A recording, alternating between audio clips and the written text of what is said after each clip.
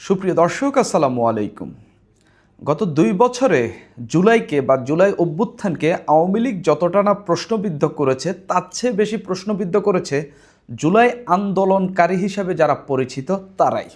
নানান ঘটনা ঘটেছে, যার মধ্য দিয়ে তাদের কর্মকাণ্ডের মধ্য দিয়ে জুলাই নানাভাবে প্রশ্নবিদ্ধ হয়েছে। শেখ হাসিনার এই পতনের আন্দোলনটি প্রশ্নবিদ্ধ হয়েছে।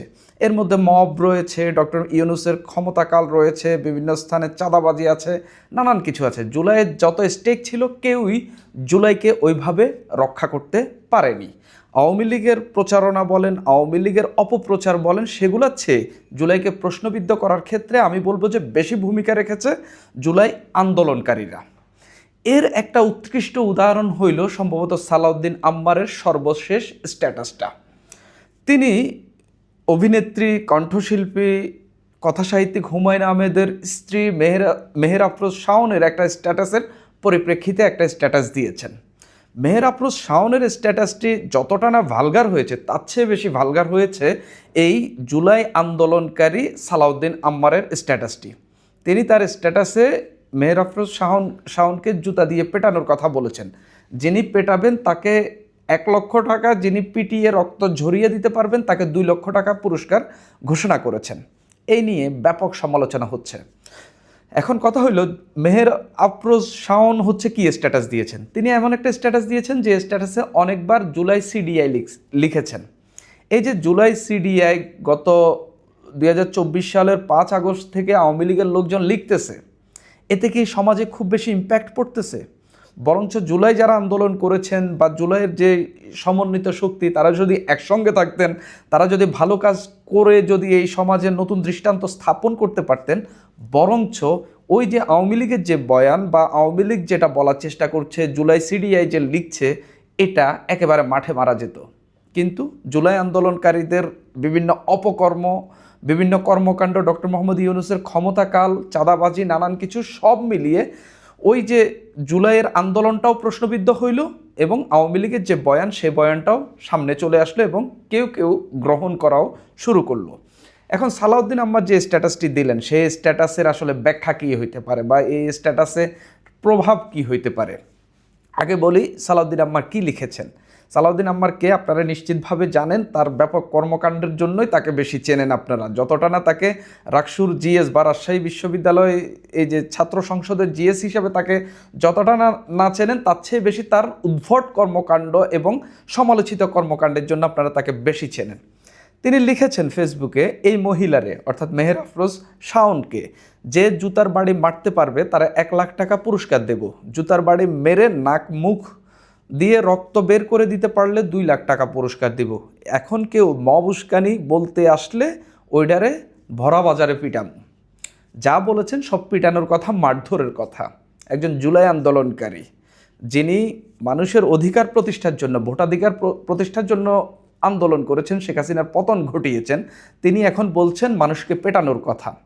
মেহের আফরোজ শাওনকে পেটানোর কথা বলছেন। আচ্ছা ঠিক আছে, তিনি আওয়ামী লীগ করেন, তাকে পেটানোর কথা বলতেছেন। এই সমাজের কেউ কেউ হয়তো আপনাকে এই বৈধতা দেবে। যিনি ওইটারে মব বলবেন, তারে পেটাবেন, এটা কি ধরনের কথা? মানে কতটা জঘন্য থেকে জঘন্যতর কথা তিনি বলেছেন, এটা গেল একটা। পাশাপাশি তিনি বললেন ১ লাখ টাকা পুরস্কার দেবেন। অনেকেই প্রশ্ন তুলেছেন যে তিনি ১ লাখ টাকা কোথায় পাবেন, ২ লাখ টাকা কোথায় পাবেন? স্পষ্টত এখানে মানুষ মবের উস্কানি দেখছেন। কোন কথার পরিপ্রেক্ষিতে তিনি এই কথাটা বলেছেন সেটাও একটু দেখি। ১ জুলাই হচ্ছে মেহের আফরোজ শাওন তার ফেসবুকে একটা স্ট্যাটাস দেন। সেই স্ট্যাটাসে তিনি লিখেছেন, অনেকে জুলাই সিডিআই লিখছে। তিনি বোঝানোর চেষ্টা করছেন এই বয়ানটা এখন সামনে আসছে, কেউ কেউ গ্রহণ করছেন এবং এটা ব্যাপক আকারে ছড়াচ্ছে মানে হচ্ছে অনেক বেশি মানুষ এই জুলাই সিডিআই এই কথাটি তাদের স্ট্যাটাসে লিখছেন। তিনি এটাতে মেইন করেছেন, এটা লেখার নানান কারণ উল্লেখ করেছেন। সবাই এটাকে ট্রেন্ডে রেখেছে, এরকম জুলাই মাসে হয়তো তারা এটি লেখে, কিন্তু একটু খেয়াল করে দেখলাম সারা বছরই ফেসবুকে বেশিরভাগ মানুষ শব্দটি লেখে, এরকম কথাবার্তা বলে মূলত তিনি বেশ কয়েকবার জুলাই সিডিআই শব্দটা লিখলেন এবং সেখানে যে ফটোটা ব্যবহার করেছেন সেটাও জুলাই সিডিআই, এরকম একটা ফটো তিনি ব্যবহার করেছেন। অর্থাৎ তিনি তার উদ্দেশ্য যেটা একেবারে স্পষ্ট, তিনি জুলাই সঙ্গে সিডিআই শব্দটা লিখে বেশ কয়েকবার লিখতে চাইলেন, এটাকে হ্যাশট্যাগও দিলেন। তো ওনার উদ্দেশ্যটা হইল তিনি জুলাইকে এটা বলবেন, এটার আলাদা একটা মিনিং আছে, আপনারা নিশ্চিতভাবে জানেন। কিন্তু এটা বলার পর জুলাই কি ওইটা হয়ে গেল, বা জুলাইকে কি অপমান আওয়ামী লীগ এটা করবে? আপনি একটা শক্তিকে পরাজিত করেছেন, সেই পরাজিত শক্তি বলেন বা সেই রাজনৈতিক দল বলেন, তাদের তো জনসমর্থন আছে, মানুষ তো তাদেরকে সমর্থন দেয়, তাদের তো ভোটার আছে, তারা তো সেটার বিপক্ষে কথা বলবেই। আপনি যে আন্দোলন করেছেন আপনার বিপক্ষে তো কথা বলবেই।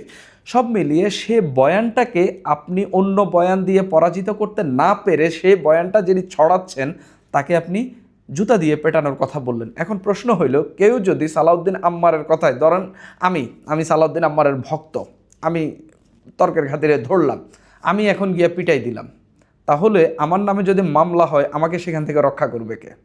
যদিও তিনি এর সমাধান দিয়ে রেখেছেন যে কেউ এটা নিয়ে মব বললে বা এটা নিয়ে নিশ্চিতভাবে ব্যবস্থা নিতে গেলে হয়তো বা তিনি ভরা বাজারে পিটাবেন।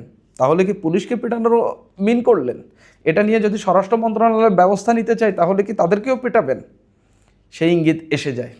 এসবের মধ্য দিয়ে কি ঘটছে সেটা বলি। সালাউদ্দিন আম্মারকে অনেকে মব রাজা বলেন, আমি সেটা বলতে চাই না, অনেকেই বলেন।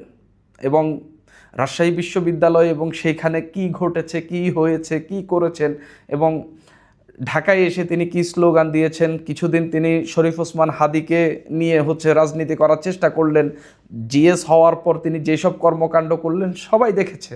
রাজশাহী ইউনিভার্সিটির অনেক শিক্ষার্থী তার উপর বিরক্ত, সেখানকার যে ছাত্র সংগঠন যেগুলো রয়েছে, ছাত্র অধিকার পরিষদ, তারপরে আপনার ছাত্র দল, তারাও ব্যাপক আকারে তার উপর বিরক্ত। তো এটা যে তিনি বলেছেন এটা আমাদেরকে কি শেখায়? প্রথমত শেখায় মানুষের বাক স্বাধীনতা বলতে কিছু নেই, এবং বাক স্বাধীনতা কেউ একটা তর্ক তুললে বা কেউ একটি কথা বললে সেটাকে যে আরেকটি তর্ক দিয়ে দমাতে হয় বা আরেকটি তার সঙ্গে যুক্তিসঙ্গত তর্ক করতে হয় সেটা জানেনই না। তিনি বললেন কথার বদলে মার হবে। এখন তিনি আওয়ামী লীগের সমর্থন করেন বিধায় তাকে মারা জায়েজ করে ফেললেন। এখন আওয়ামী লীগ পরাজিত শক্তি, মেহের আফরোজ শাওন পরাজিত শক্তির পক্ষে কথা বলছেন, তার মানে তাকে মারা যাবে, ঠিক এটারই ইঙ্গিত দিলেন। আইনের প্রতি কোনো শ্রদ্ধাশীল নয়। মেহের আফরোজ শাওনের ওই কথাটি যদি ফৌজদারি অপরাধ হয় বা এমন কোনো নেতিবাচক প্রভাব সমাজে ফেলে, আপনি তার বিরুদ্ধে মামলা করার অপশান আছে। আপনি একজন জুলাই যোদ্ধা, আপনার জুলাইকে যদি এভাবে কটাক্ষ করা হয় আপনি এটা মামলা করতে পারেন, আইনি সহায়তা নিতে পারেন, আইনের আশ্রয় নিতে পারেন। কিন্তু আপনি সেটা নেননি। আদালত বিচার বিবেচনা করে দেখবে যে এখানে মেহের আফরোজ শাওন কতটা অন্যায় করেছেন, তারপর তাকে সেভাবে শাস্তি দিতে পারেন। এর মধ্য দিয়ে জুলাইকে কলঙ্কিত করা হলো। জুলাইয়ের নায়ক যারা বা জুলাই আন্দোলন যারা করেছেন তারা যে মানুষকে পেটানো, ধ্বংস করা, ভেঙে চুরে ফেলা, এটা ছাড়া যে আর কিছু বোঝেন না সেটার আরেকটা প্রমাণ তিনি এখানে দিলেন। কেননা জুলাই আন্দোলনের অন্যতম একজন ফেস তো তিনি, সালাউদ্দিন আম্মার তো অন্যতম একটা ফেস। সেই ফেসটা যদি এগুলো বলেন, তিনি সহ সমন্বয়কও ছিলেন, এগুলা বলেন, তার মানে এটা পুরা জুলাই আন্দোলনকারীদেরই কথা। মব করার বৈধতা তৈরি করা এবং সেটাকে কন্টিনিউ করা, তিনি এর মধ্য দিয়ে যে মব, এবং এটা তো মব, কেউ যদি এখন যায় পিটাইয়া দেয় যে আমি সালাউদ্দিন আম্মারের কথা শুনে পিটাইছি, এবং তিনি বলছেন যিনি পিটাবেন বা এটাকে যে মব বলবেন তাকে ভরা বাজারে পেটাবেন। অর্থাৎ তিনি স্পষ্টত যে মব ডক্টর ইউনূসের আমলে করে এসেছেন সেটা এখনও করতে চান বা করার ইচ্ছা এখনও আছে, বা সেই রকম বার্তা সমাজে দিতে চান। টাকা তিনি কোথায় পেলেন?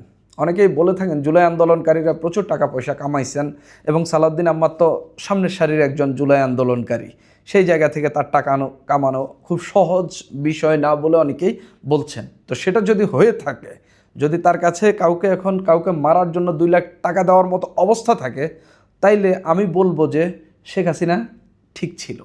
যদি আপনার কাছে 2 লাখ টাকা দেওয়ার মতো এখন অবস্থা থাকে এবং সেই টাকা যদি আপনি অন্যভাবে কামাই করেন, আপনি তো চাকরি বাকরি করেন না, এখনও বিশ্ববিদ্যালয়ের শিক্ষার্থী, যদি আপনি সেই টাকা কামাই করেন বা সেটা দেওয়ার অবস্থা হয়ে থাকে আপনার, এবং বিশেষ করে জুলাইয়ের পরেই তো সেই অবস্থাটা হয়েছে, তাহলে আমি বলবো আপনার চেয়ে শেখ হাসিনার ওই গুন্ডা পান্ডারা আরও বেটার ছিল। ওই যে যেটা বললাম, তার কথায় কেউ মেহের আফরোজ শাওনকে যদি পিটিয়ে দেয়, সেটার দায় দায়িত্ব কে নেবে? এটাই হইল এখন প্রশ্ন আমাদের। আমি যেটা শুরুতেই বলেছি, জুলাইকে যতটা না আওয়ামী লীগ প্রশ্নবিদ্ধ করেছে, আওয়ামী লীগ তো নানান বয়ান ছাড়বে, তারা পরাজিত হয়েছে, তাদের সরকারকে ক্ষমতা থেকে সরানো হয়েছে এবং তাদের নেত্রী এই আন্দোলনের ফলে বাংলাদেশ ছেড়েছে, তারা নানান বয়ান ছাড়ার চেষ্টা করবে, এখানে তাদের লোকজন আছে। কিন্তু সেই বয়ানের বিরুদ্ধে আপনি ব্যবস্থা কী নিতে পারেন, সেটার আপনার ইন্তজাম করতে হবে, সেটার ব্যবস্থা আপনাকে করতে হবে। সেই রাজনৈতিক শক্তি হিসাবে আপনাকে নিজেকে তৈরি করতে হবে। কিন্তু আপনি কোনো রাজনৈতিক শক্তি হিসাবে বা হচ্ছে সেই মতাদর্শিক শক্তি হিসাবে আপনি তৈরি হইতে পারেন নাই। আপনি শুধু অযাচিত মেরে ফেলো, কেটে ফেলো, তারপরে হচ্ছে বাসায় হামলা চালাও, ওকে মেরে দাও, রক্ত ঝরিয়ে দাও, আমি টাকা দিব, এগুলাই বলা শিখছেন। এই জুলাই আন্দোলনকারীদেরকে মানুষ দিন যত আগাবে ততই অপছন্দ করা শুরু করবে। এক সময় সালাউদ্দিন আম্মারের যে জনপ্রিয়তা ছিল, আমিও খুবই পছন্দ করতাম, কিন্তু পরবর্তীতে তার যে কর্মকাণ্ড এবং তার যে স্ট্যাটাস, আমি তাকে খুবই অপছন্দ করি এবং আমি মনে করি তার অপছন্দ করার মানুষের তালিকা এখন দিনে দিনে দীর্ঘ হচ্ছে। এই হলো জুলাই আন্দোলনকারীদের, জুলাইয়ের নায়কদের অবস্থা কী পরিমাণ দিন দিন তারা নিম্নমুখী অবস্থানের দিকে যাচ্ছে, সেটার আরেকটা প্রমাণ দেখা গেল। সুপ্রিয় দর্শক, এখন এই পর্যন্তই।